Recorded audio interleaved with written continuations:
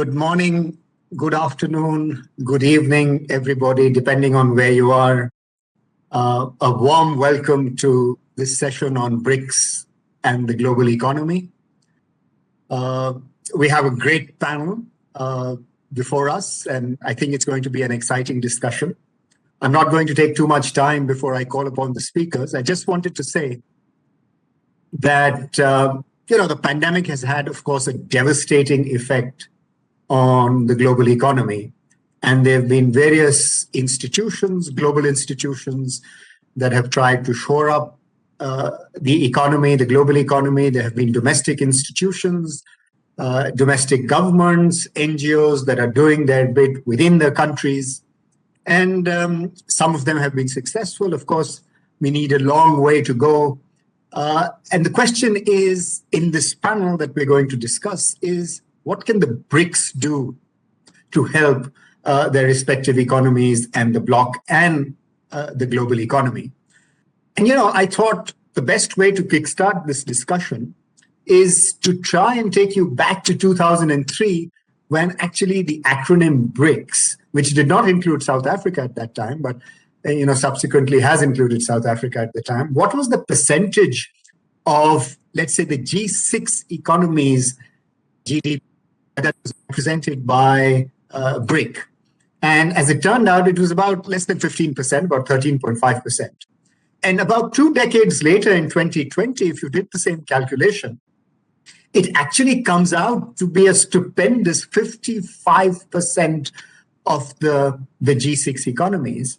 And this is happening despite the fact that the G6 predictions that were made in that 2003 paper were actually underrepresenting what the G6 have done, which means the G6 has moved forward, but actually the BRICS have moved forward collectively at a faster rate.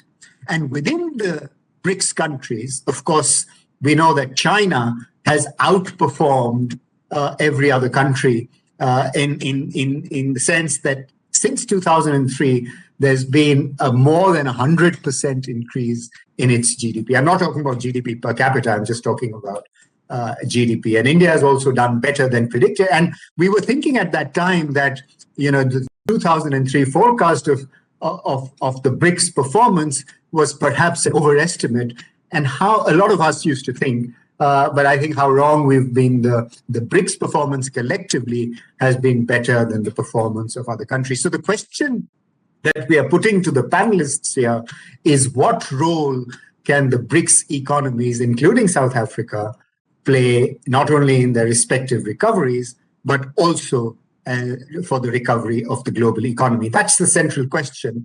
And I'm going to invite the speakers in the order, except the host nation will come last. So Ila will go last, but I'm going to invite the speaker from Brazil.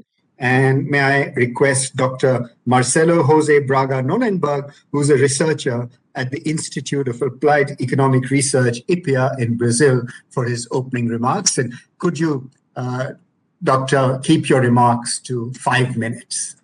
A warm welcome, please.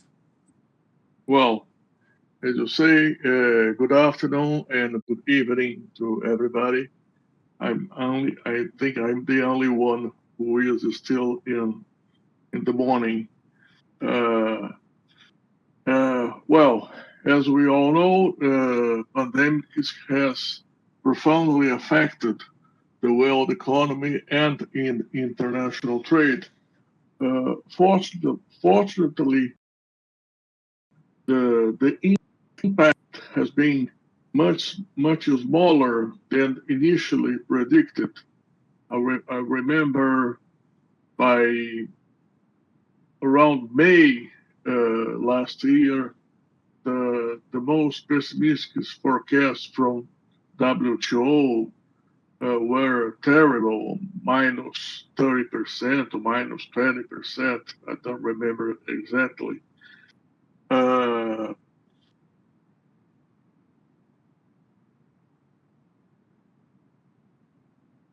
But anyway, the impact has been very great in economic activity and international trade. but the impact has varied a lot between regions and countries. According to the most recent forecast from WTO,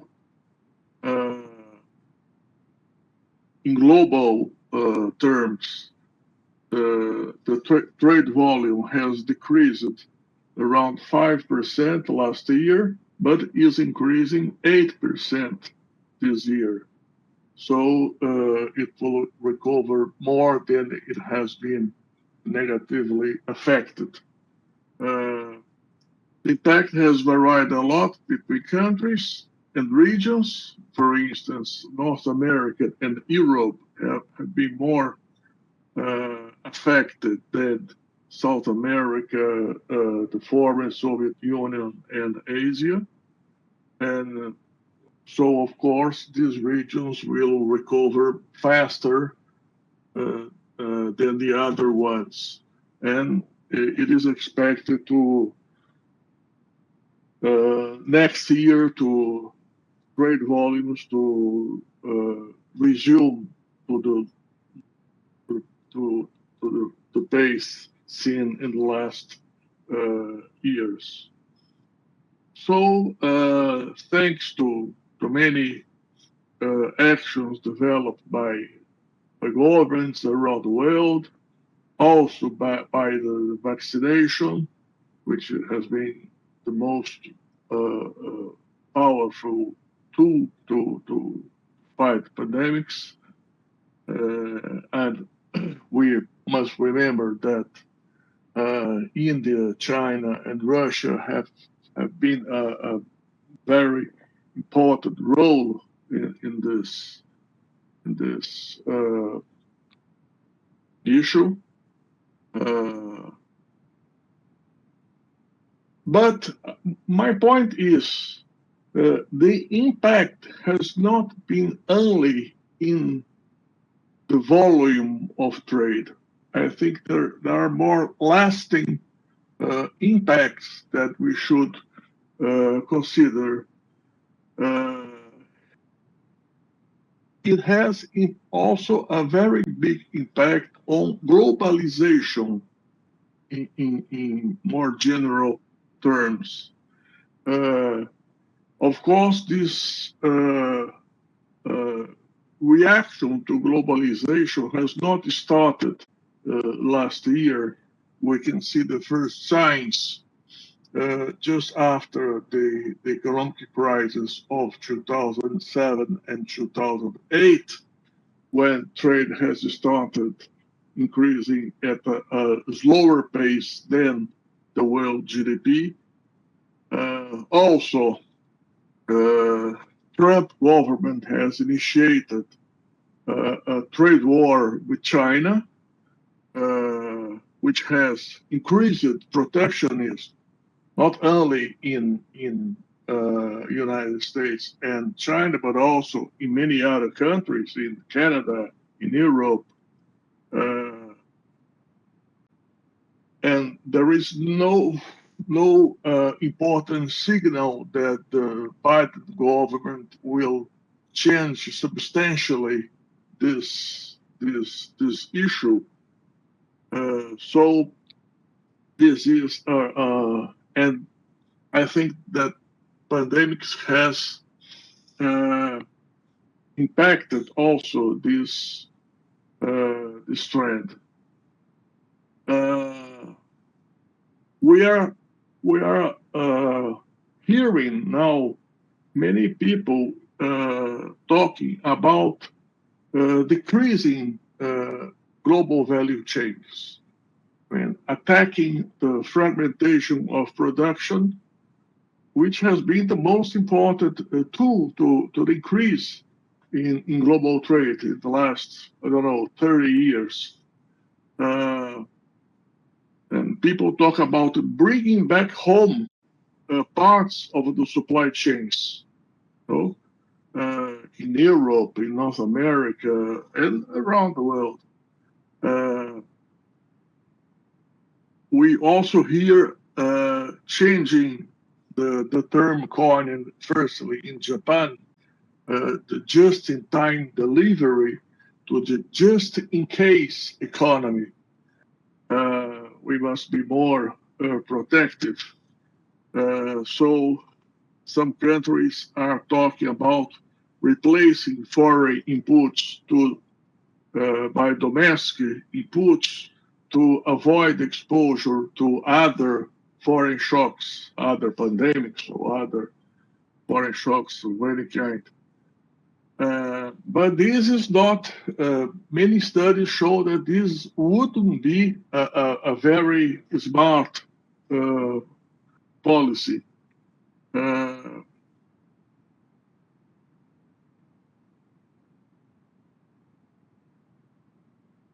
But also, not only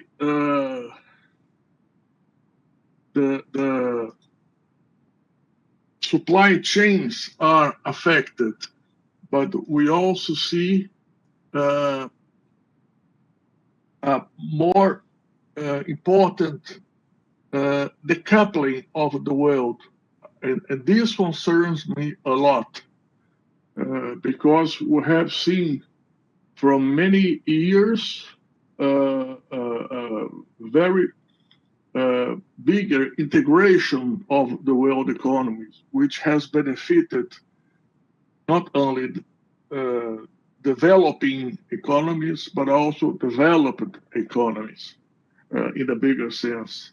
But now we are seeing decoupling. First, a trade decoupling, but also a tech decoupling. And this is basically a decoupling between China from one side and the United States and partly Europe from the other side. And this is also happening very fast, very strongly in the tech world, what we call the technosphere. And this is bad for everybody. So what, trying to give a very, very brief answer to your question, what can BRICS countries do? Well, fortunately, a very important share of trade between our 5 countries will not be very affected by this trade decoupling. So this is an important point. A very big share of trade between our countries is based on raw materials, textiles and clothing, and footwear. Of course, machinery and equipment also has an important share, but I don't see any possibility of reduction of supply chains. But I would also like to stress, if you allow me, just some seconds, to note that the role that especially Russia, India, and China has had in the last 1 year and a half developing and producing vaccines to supply to the whole world. Brazil is also producing vaccines now. We have some agreements, some technical agreements with China and also with India, which will allow in the next few months to Brazil to produce vaccines without importing inputs, and we will also be able to supply to export vaccines to other countries.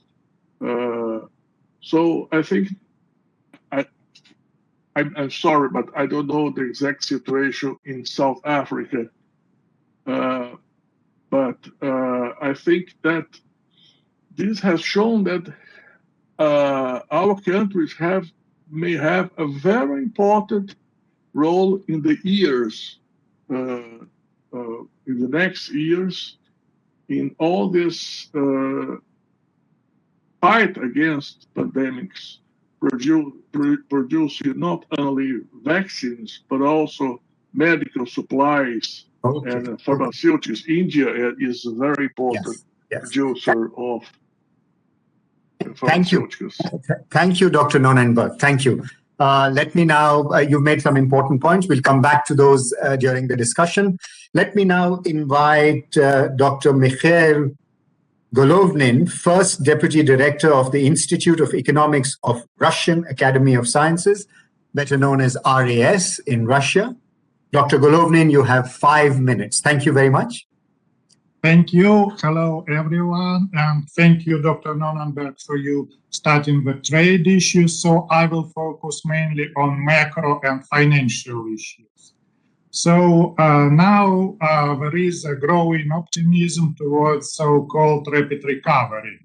If we saw on the figures for the first quarter of this year, we're only available now figures for all G20 countries, we can see that there is some rebound, some recovery from the last year crisis, but still not all economies have overcome the pre-pandemic level of real GDP. Nevertheless, China, Turkey, and India shows rather good path of recovery, despite of very seriously hit by Indian economy during previous year. But anyway, let me just remind that we are in a situation of a high level of uncertainty because the next wave is now coming, and we know about it. We have already seen it in Russia. So the problem is that the level of uncertainty highly influences our macroeconomic indicators. Of course, because of some targeted industries, of course, we do not see now the whole economy lockdowns, although in some European countries they are. But now we see some so-called targeted industries like tourism, like transport, and so on. And the other important question from my point of view is the impact on investments, because, of course, in the situation of uncertainty, we do not have enough investments in order to obtain a long-term sustainable economic growth. And what are the foundations for the recovery now? Of course, the first one is deferred demand. After this lockdown, after this deferred tourism and so on. But this is only the first step, and we saw that we have the strong influence of course, vaccination process, but it is very unequal across the world, and we know about it, with main impact on a positive impact on advanced economies and much less effect for emerging markets or least developed countries. And the other one is the economic policy pursued mainly by so-called major economies like US, like Euro area, and so on. So let me talk about this issue because from my point of view, this is rather important. We have already seen so-called unconditional monetary policy during previous global economic and financial crisis more than 10 years ago. But this one is much more, let me say, extra supportive policy now, both from point of view of monetary and fiscal policy. And of course, in the short term, they have a positive impact on advanced economies, but also they have some spillovers. We know about them also from the previous countries. There are some positive spillovers, for example, exporting commodities, countries which are exporting commodities have seen an increase in prices, and so for them the situation has become better. But also there are some negative spillovers. First of all, which we already see now is inflation. Because even in advanced economies, we saw rising inflation, and the OECD forecast is that the level of inflation will rise and will be more than 3% until the end of this year among OECD countries. After that, there is some decrease of forecast, but I do not know the reason, because the policy will continue until the end of the next year. And there are some, let me say, medium or longer term effects of this policy. I mean, financial bubbles, which we have partly seen, and this is a part, from my point of view, of not ended the reform of international financial system, because we saw some intersectoral arbitrage, so-called. We have a strong influence on banking sector, on over-the-counter derivatives market, but securities market are still not enough regulated on global level. And so again, we can see on these markets the possible balance. The next important problem is debt problem, because the level of debt have seriously risen during this crisis. First of all, government debt, but also non-financial corporations debt. For example, according to Moody's data, at the end of the previous year, the level of government debt, global government debt, is 105%, and more than 17 percentage point comparing with the previous year, and also the rise of non-financial corporations debt, which reached 102% to GDP. So this is the prolonged problem, as this will be really the long-term problem after the normalization of monetary policy, because of rising interest rates and rising services, cost of services of this debt. And the next important problem from the point of view of emerging markets, from my point of view, is exchange rate dynamics.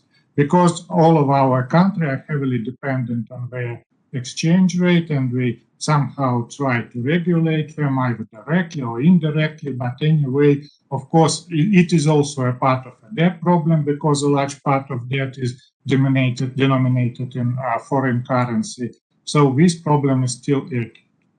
And now turning to global governance problem and what BRICS can do, because BRICS actually appears partly as a representative of emerging market economies among G20. And also during the international financial system reform, it could do so. Unfortunately, we still do not have the common agenda for this group of countries. BRICS really did a lot creating its own institution, I mean, New Development Bank, contingency reserve arrangement. And of course, we also some have, but rather small impact, because New Development Bank had only 10 billion US dollar credit line, and contingency reserve arrangement, unfortunately, still does not work in times of crisis, but they are really important instruments from my point of view. And again, I will focus on the need of a common agenda for emerging market economies. And one of these important points from my point of view may be the putting the question of capital flow management on global level. Because even through capital flows, through cross-border capital flows, we saw these negative spillovers from economic policies in large economies to our countries. And the last one, of course, we all need a new global governance because of the need for IMF and World Bank reform, and so that's why I strongly support the next review of quotas, not only the changing the number of quotas, but also the formula of them, in order to bring more weight to emerging market economies. Thank you. Thank you, Dr. Golovlin. Again, you raised some important points about BRICS and the common agenda and the reform of the global governance system. I'm sure there'll be questions, but without much ado, let me move on to Professor Gao Haihong, Professor and Director, Research Center for International Finance, Institute of World Economics and Politics, Chinese Academy of Social Sciences. An old friend also, Professor Gao. Thank you, Roger. I'm so glad to be here and to share my view on this important issue. I'll focus on China, and then if I have time, I'll say a few words about the world. China is the first country to face the pandemic, and also one of the first to recover. And in the first half of this year, the GDP grew at 12.7%, and it is expected to grow 8.1% for the whole year, according to the IMF forecast. This is a little bit lower than previous prediction, but it is quite a good performance.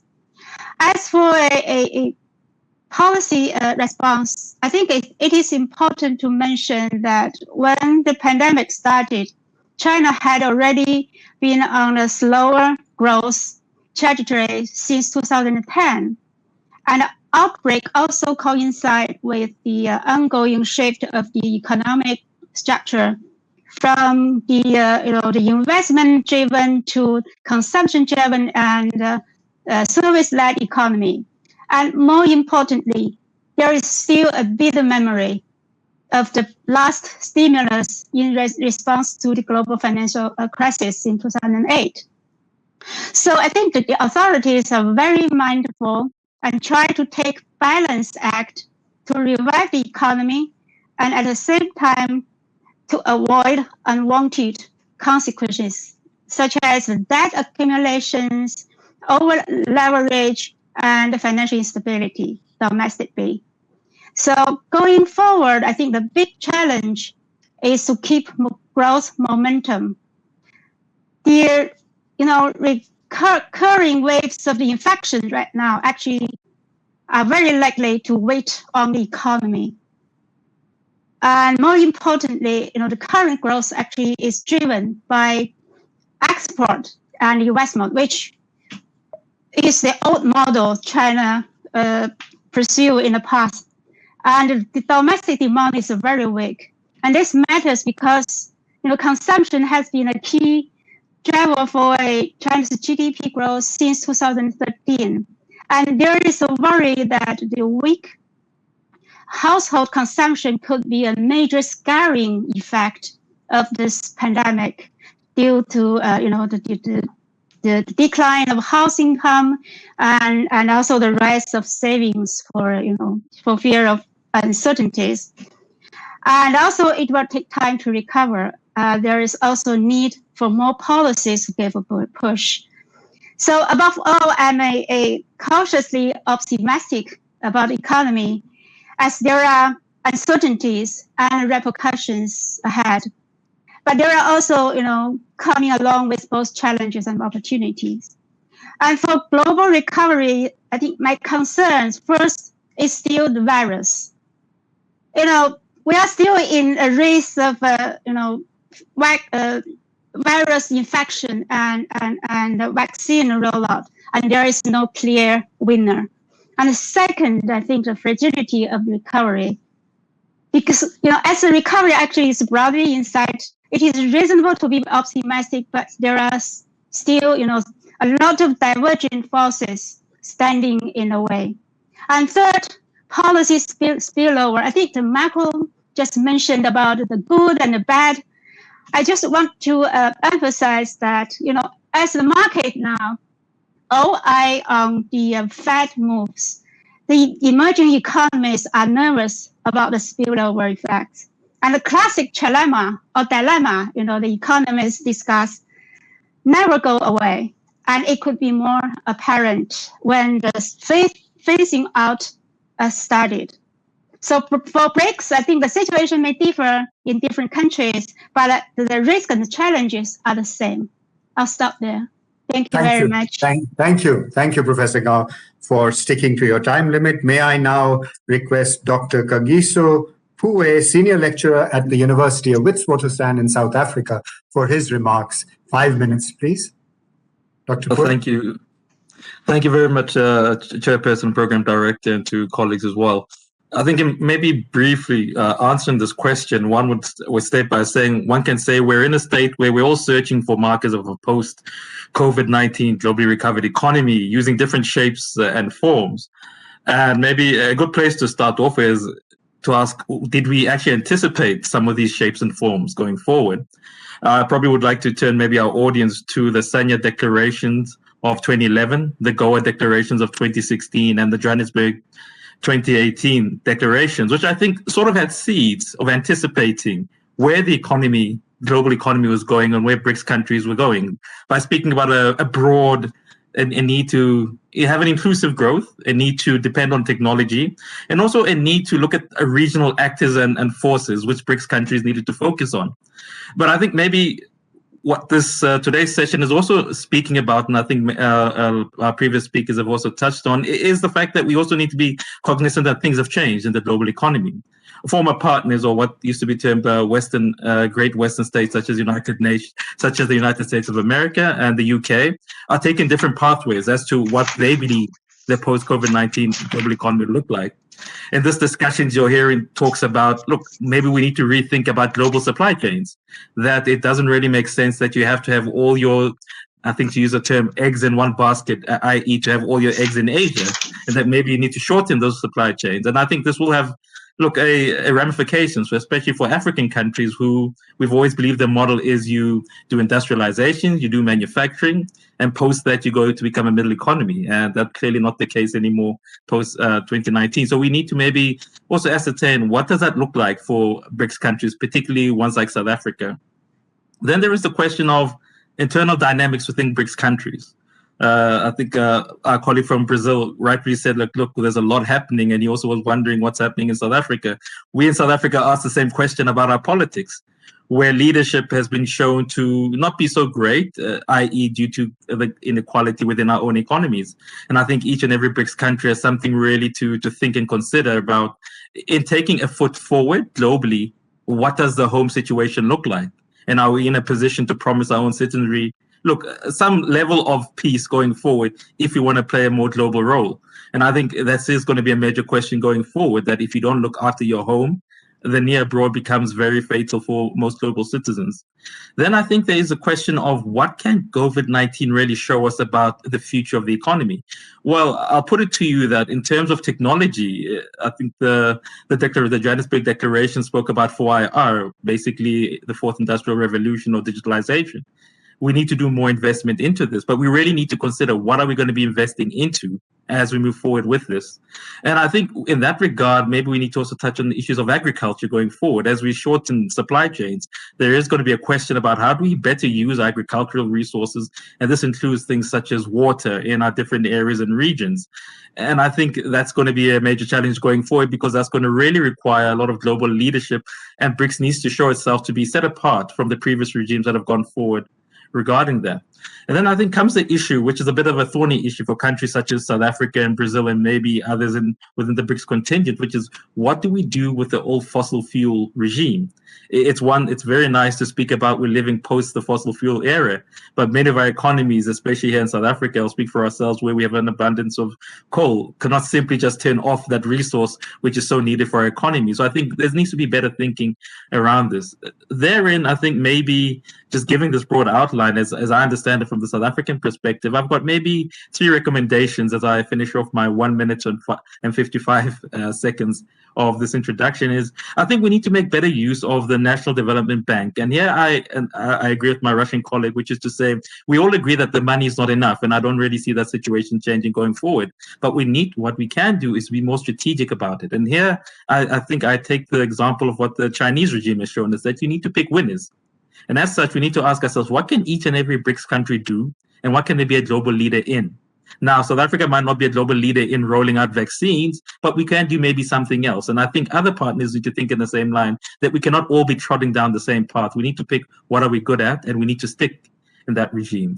And I think secondly, we need to really invest heavily there. The bank needs to really invest heavily in research and development to inter-ally this. Here I'm speaking about actually advising policymakers in each of the BRICS countries to say, if you stick to this lane and you stick to this lane, this is what the possible outcome can be. Because you might find that maybe at the macro level, our leaders might not fully understand what each country is doing. But I think we can mandate the NDB to be able to do this. And lastly, it's the issue of the regions. I think each and every BRICS country has got their own regional dynamics. But if BRICS were to be real and alive to the situations that it is in today, we need to really ask ourselves, how can we be better allies to our regions? And here I'm speaking about in South Africa, in the case of SADC and Africa, how can BRICS be alive to that? And I think I'll just maybe end it there in order maybe just to save time for other people. Thank you, Dr. Pue. I think some very important points, including sequencing of reform within and outside.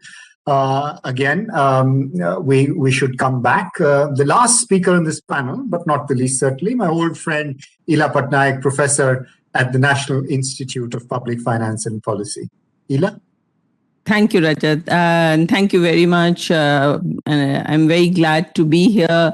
It's a pleasure to share my views with you and to be the last speaker, because that makes my job so much easier. I mean, some of the issues that I was planning to speak about, which is, issues to do with trade as well as macro and financial policies, because I work on macrofinance, were already taken care of. So that's really makes my job much easier.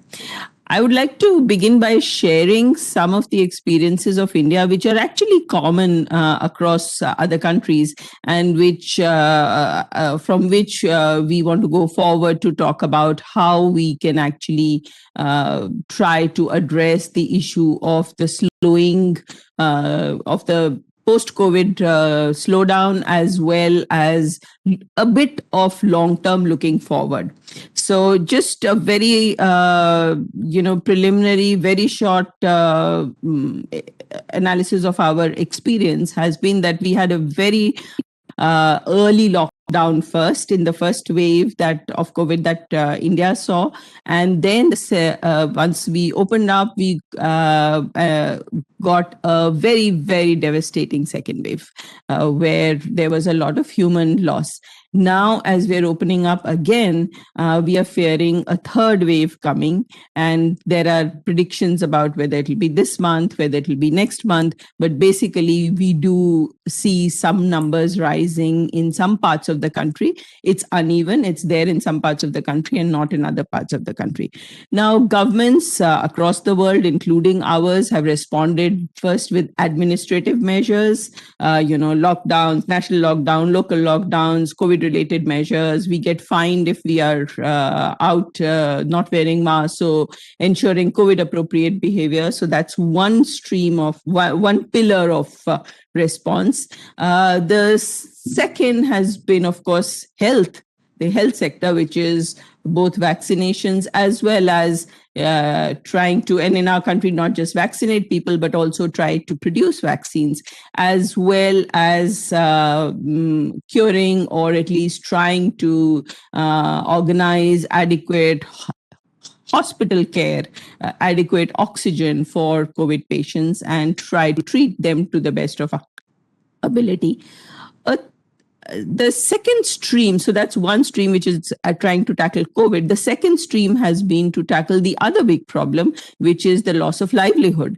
And for trying to tackle the loss of livelihood, it's been fiscal measures, it's been monetary measures, and so giving credit to people trying to do including even providing food, free food from our public distribution system, and trying to reach people as well as certain sectors that have been very badly hit by COVID. Now, in all this, I think there's one good story, and that is that even though the second wave was more devastating than the first, but because there was learning by firms, there was learning by governments, and in the second wave, we did not see a contraction in GDP. While in the first, there was a contraction in GDP. In the second, of course, there was growth, slow, but it was positive growth. So this learning that has happened, and it's happened not just in India, it's happened in everywhere. I mean, we are doing this conference remotely in a way that we would not have done this pre-COVID. And there has been a lot of learning in almost every company, as companies have tried to find new ways to operate. While that's the good part, there's also this, there are challenges. We have already talked about challenges in terms of balance sheets of banks, companies that have been hit, challenges in terms of global inflation, commodity price inflation that is leading to inflation in many countries. But the capacity of the fisc and monetary policy, both fiscal and monetary policy, have limited capacities. I mean, in India today, as we speak, there's a monetary policy committee meeting that is on, and it is unlikely that they'll be able to actually give any additional support to growth, because there's some pressure on inflation on the one hand, and second, because policy has been accommodative for a very long time. So what we've been seeing lately is that monetary policy particularly, has kind of reached the limits of what it could do in terms of trying to support the economy. And at the same time, fiscal policy is also reaching its limits, because we are, given that we are an emerging economy, when our fiscal deficit crosses double digits, we get all the credit rating agencies coming down upon us, and we get worried about being downgraded, and the kind of capital flight and rupee depreciation and all the other things that could potentially follow if we get downgraded. So given that monetary and fiscal policies are limited now in terms of what more they can do, if we do have a third wave, then, of course, we'll continue to be follow COVID appropriate behavior. We'll continue with the many restrictions, particularly restrictions that are in public. But in terms of how to keep the economy going is going to be a very big challenge. We can no longer come up with more packages, fiscal packages that increase the transfers that we are making, because we've already hit we are at about 9.5% of GDP is the fiscal deficit now. So that's going to be very difficult. And as I said, there's very little more accommodation that monetary policy can do. The policies that India has started adopting, and actually right from April 2020, is to try to do some long-term reforms. The idea here being that if we can get growth out of better allocation of resources, so for example, if we do disinvestment or we do privatization of public sector enterprises, or we allow the private sector into areas where we had initially not allowed private investment at all, then by allowing land, labor, and capital to move more freely, by allowing the capital and land and labor trapped in public sector enterprises and institutions where it was actually not being used, as well as causing a burden onto the fisc, we've tried to go for policies which improve allocation of resources. Now, I know my time is, I'm running out of time, so let me just turn to one point for the agenda for the BRICS. So first, I think the fact is that we don't have a common agenda, a common economic agenda. And maybe the first step would be to try to actually work towards some sort of mechanisms through which such common agenda can be evolved. So whether it is issues of trade, whether it is issues of can we move towards a common currency that have already been referred to, or whether it is the issue of free flow of capital and labor, at least among the BRICS countries. We cannot move forward on these without the institutions that would need to be created among the BRICS countries, and which can then take on this agenda on an ongoing basis. So with that, I'll just stop. Thanks, Rajat. Thank you, Ina. What you've ended with is the first question that I'm going to pose to Dr. Nonnenberg, and it is something that he mentioned as well, and others have mentioned, that, as you said, Ila, there's been the common agenda does not exist. There's diversity within the BRICS, and we have to develop a common agenda. At the same time, we are trying for a recovery of the BRICS countries, both individually and globally. So the question that has come in from the audience is, will BRICS cooperation be contingent on our individual economies recovering, or does cooperation lead to the recovery itself? Dr. Nonnenberg?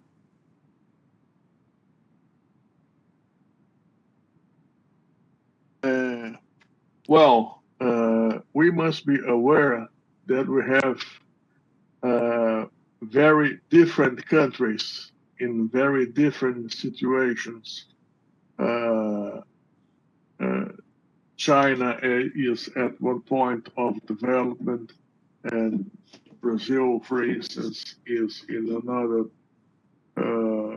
point. We are going through some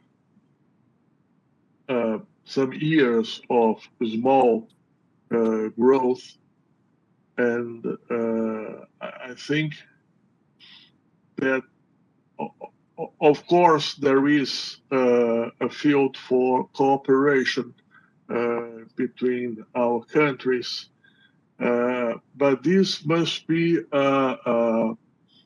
comes from an effort involving all our governments, and I think that the goal for all of us is knowledge and technology. I think that this is the real engine of growth for all of us. This has been the track chosen by China, by Korea, and other countries, especially other Asian countries. This is what Brazil has done in the past, has had a very positive experience. So I think we could try to share and increase our technical cooperation in research and development, education. I think, for instance, I have read a lot about education policy in China, and I think China has done a great job in education in the last 30 years, especially in higher education.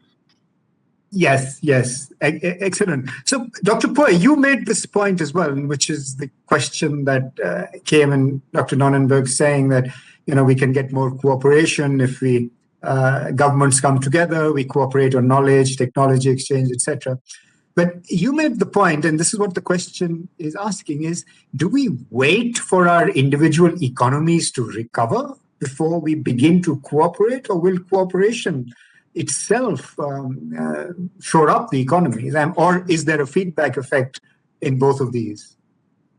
No, thanks for that. I think, like as previous presenters said, we should look, this is not a marriage of love. Let us be fair. This is a marriage of convenience, and I think we need to choose what the convenience is. And then I like the way you pose the question is, do we wait for the eggs to come, or do we, I think, fry the chicken while we have it? My approach would be, I think we need to choose how we go forward. And this is why I said you need to pick the sectors. And I think the previous speaker has already touched on, education is a sector we can all participate in. I think it transfers and goes across even governments, technology, and also certain businesses that we can all look at. So this means we're taking it almost not away from government, but we're making it people to people. And I think once government sees that there's traction, or when I can put it, once they see that there's rupees and rands and reals to it, I think government will follow. We'll pursue it in that way. So I think we need to pick strategic areas which we can all focus on, and I think education is one of them. The technology sector, R&D, is another one of them. Since I have you, there's another question that is dealing with climate change, and you refer to fossil fuels and the sort of necessity for South Africa to go down that route unless there is a substitute available. What kind of substitutes do you think would be available to the fossil fuel agenda, and how can we better cooperate? How can we cooperate without compromising sustainability? I think this is where one might take a controversial view, but it's one I think which has been expressed by the Prime Minister of India at one stage and his government, which is to say, look, we need to be very honest. So we did not pollute the earth. We know from which it comes from. And look, while I believe in sustainability, and I think it is the right thing to do, not for us, but for the future generation, there needs to be a give and take. And part of this give and take needs to be institutions like the IMF, the World Bank, and also countries in the EU and Western, I think Western North America needs to give something to the table. We are more than willing to give up fossil fuels, but it needs to come with actual technology transfer, actual cash into the economy. For every one of our power stations where you want to shut down coal-fired ones, give us something back in return. And I think the key thing would be we need to really hammer home the issue of technology transfer. We're not going to be going into the next 20 or 50 years begging for technology IPs again, because I think the COVID-19 pandemic has shown us that Western nations are not going to be that willing. And since this is how they treat the issue of the pandemic, I think this is how we should treat the issue of fossil fuels going forward. Yes, I hope at COP26 they're listening to you, what you just said about the financial and technology transfers. Let me bring in Dr. Golovnin, and there's a question specifically directed at you, Dr. Golovnin. Is that how, and you raised this point during your opening remarks of increased debt and financial risks. So is there a method of cooperation between our countries, between the BRICS nations, to try and build increasing resilience to these risks? It seems to me that this is an important question, first of all, from the point of view of global governance, because now only the questions of least developed countries' debt is rising among IMF and other organizations like G20 and so on. But we know that for each local country, this question is important for these countries. But from the global point of view, of course, much more important are the debts of some emerging markets or even advanced economies. And that's why, from my point of view, a very important point in BRICS agenda is to raise the question on stabilizing international financial system. Because now, as I have tried to show, that some measures of advanced economies actually can destabilize this international financial system. And this is important. And the problem of capital flow management, which I also mentioned, is the problem how maybe not to raise additional debt burden and maybe make these flows more efficient, make them more productive. Because the level of current debts is already a problem. And of course, there will be long negotiations concerning this intergenerational problem, and we cannot solve it smoothly. So from my point of view, the most important one is first, of course, to discuss it between countries, between BRICS countries, and after that, to put it on global agenda from point of view of emerging market economies. Right. Thank you, Dr. Golovnin. Let me bring in Professor Gao. There's a question on, and this is something that China has done pretty well. It's a question on special economic zones, SEZs. And it says that, how can the individual countries use their regional markets? This is something that Dr. Poi also talked about. How can we individual countries utilize our regional markets in special economic zones to increase cooperation? Is there a method that we can use? Well, I think the economic zones is basically a approach that has been used by China and is as the experimental process. It's to be a test before roll over to the whole country, because China is this big country, and this is quite fragmental approach to start from the certain area and focus on a certain business and open up to a certain countries. And this is something I think is quite successful, at least from Chinese experience. For example, the capital flow management, it is not possible for China to open up completely. But China used the Shanghai Free Trade Zone very successfully to launch the partial convertibility of this capital account transaction, which actually try to utilize the we call it macroprudential management instead of capital control to manage capital flow, which is very successful because we want the openness, but at the same time we want to have the stability. So this is something, if you have your whole picture and then study from a certain part, this is quite successful. Another example is a digital currency. This is something that is quite hot debate in China now. And it is truly a testing phase now. And it started from a certain city and then to the provinces and then probably next year, the Olympic Games. So this is the process that China has been following with regard to the reform and the openness. I'm not sure how, applicable to other countries, but if you have a great agenda and then study from a certain part and then roll over could be very useful. Thank you. Yeah, thank you, Professor. Ila, the last question to you, and it's a question that's there on the chat. You've mentioned it and several other speakers have mentioned that within countries, there's been a movement towards reform, and India has reformed, as you rightly said, during a crisis. And one of the great challenges that India faces, apart from that, is that how do you address inequality? So do you think, and inequality is something that Brazil, South Africa, India, even China and Russia have contended with. So all our countries are faced with this growing problem of inequality, where the increasing sort of pie goes to the richer and the poor get left out. So when you talk about these, crisis-driven reform, is there something else that we can do that so that the inequality that we observed as a result of the past does not sort of affect these new reforms as well? What is it that we can do differently? Ila? Sorry. My sense is that there are really two ways that we need to approach it. The first is that there have been historically, people who have been privileged, institutions that are privileged, because we've lived through, we've lived with the license Raj for many years. So opportunities are available to some and not to everyone.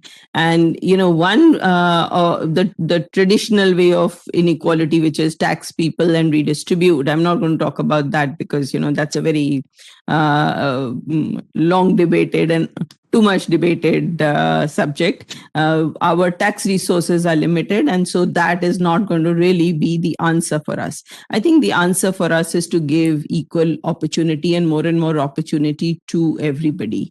And that's where I'm saying there have to be two approaches. One is that we try that things should be permitted unless explicitly prohibited. That our regulatory regime, our legal system, in industry, in finance, in even in agriculture, where reforms are being attempted, is pretty much that things are prohibited unless explicitly permitted. So I think there why is it that important for inequality? Because what happens under that system is that those who have privileges continue to have them. They are the ones who get resources. They are the ones who get licenses. They are the ones who are permitted to do things. So that's one side. And the other side is education. And I don't think that that requires too much discussion, because I think all of us are aware of how a country can change. And our biggest resource is labor. Yeah. Thank you, Ila. And I think it's been a very, very insightful discussion. I want to thank all the speakers. I just want to make one point before I hand it back to the organizers and Janvi, which is that I think everybody has agreed on this panel that, we are living through uncertain times. This is probably one of the worst, if not the worst, crisis to have hit the global economy in recent times. It's far worse than the global financial crisis. It's affected the demand side. It's affected the supply supply side, it's affected health, and it's sort of, we don't know where we are going to go. There's a lot of uncertainty, and at this time, I think we require more cooperation than ever before. And the example of the vaccine as a manifestation of that cooperation has come up. And I think not only in vaccines, but we need cooperation all around. The easiest thing to do would be to become more protectionist. And that is what is happening in the global economy. But the more difficult thing is to come together. And that's what the BRICS is trying to attempt to do, because that's what the need is. You need more cooperation to get out of this crisis, not only in health, but in other sectors also, so that the global economy can come back on track. And that is becoming a victim of protectionism. And protectionism, we know, comes in various forms and sizes now. It's not just tariffs, but it comes in various forms and sizes. So there has to be more cooperation in all forms of trading, not only in tariffs, but in non-tariffs as well. And that's what the WTO is presently trying to do. So thank you all for a fascinating panel discussion. And I'm sure there'll be lots of food for thought for the organizers. And back to you, Janvi, if you have any instructions for us. Otherwise,